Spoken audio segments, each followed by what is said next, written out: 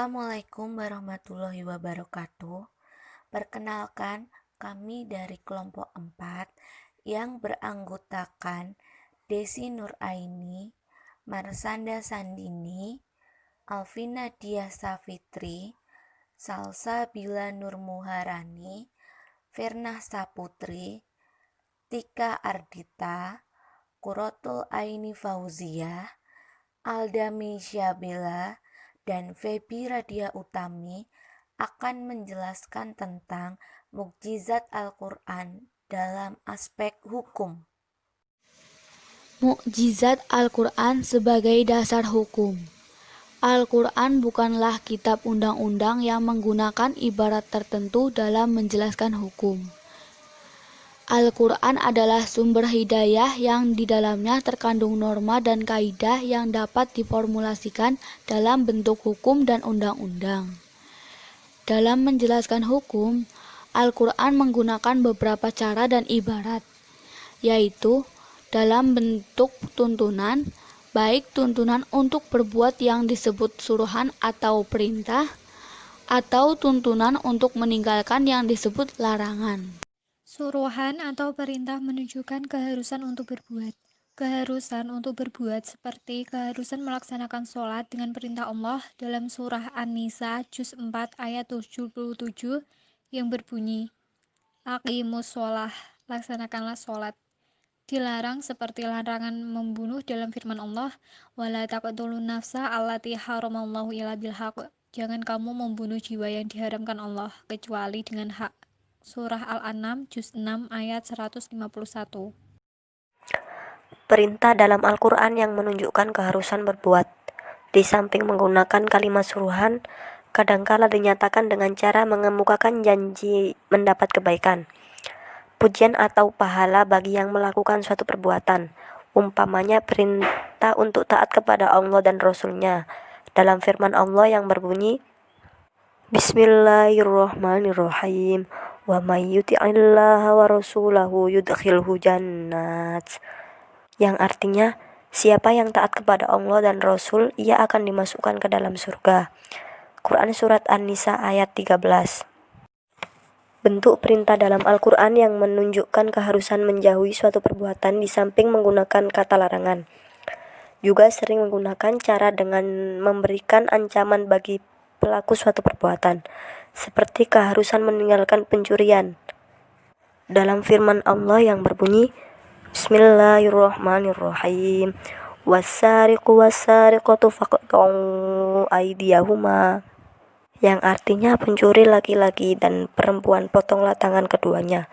Quran Surat Al-Maidah ayat 38. Urutan sumber-sumber hukum menurut Imam Syafi'i: 1. Al-Quran, 2. Hadis, 3. Ijma', 4. Qiyas. Sebagai sumber hukum yang utama, maka Al-Quran memuat sisi-sisi hukum yang mencakup berbagai bidang. Secara garis besar, Al-Quran memuat 3 sisi pokok hukum, yakni 1.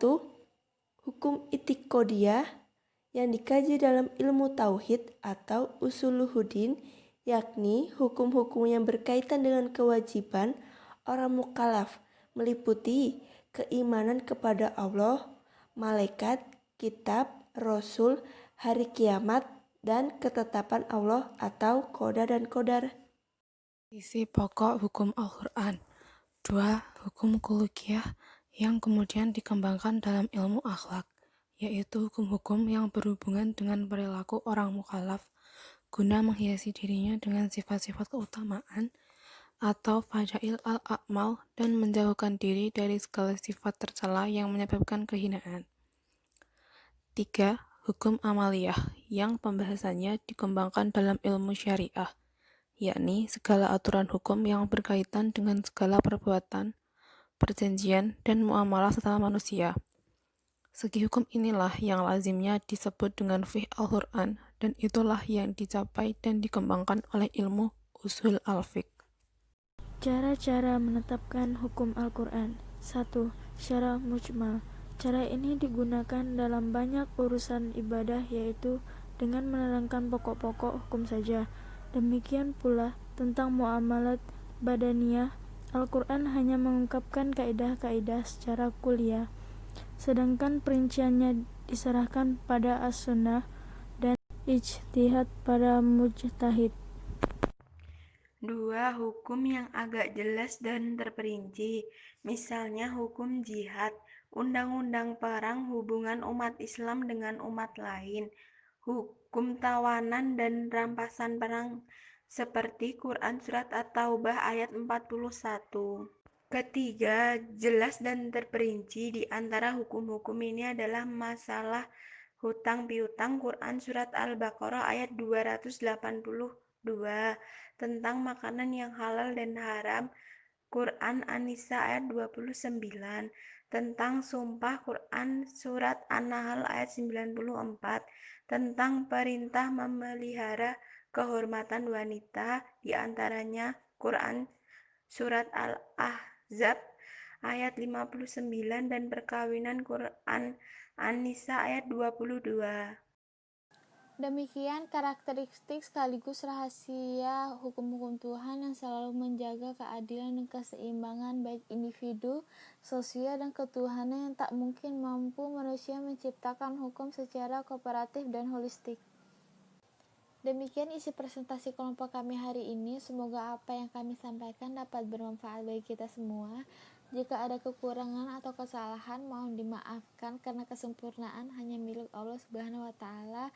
Wassalamualaikum warahmatullahi wabarakatuh.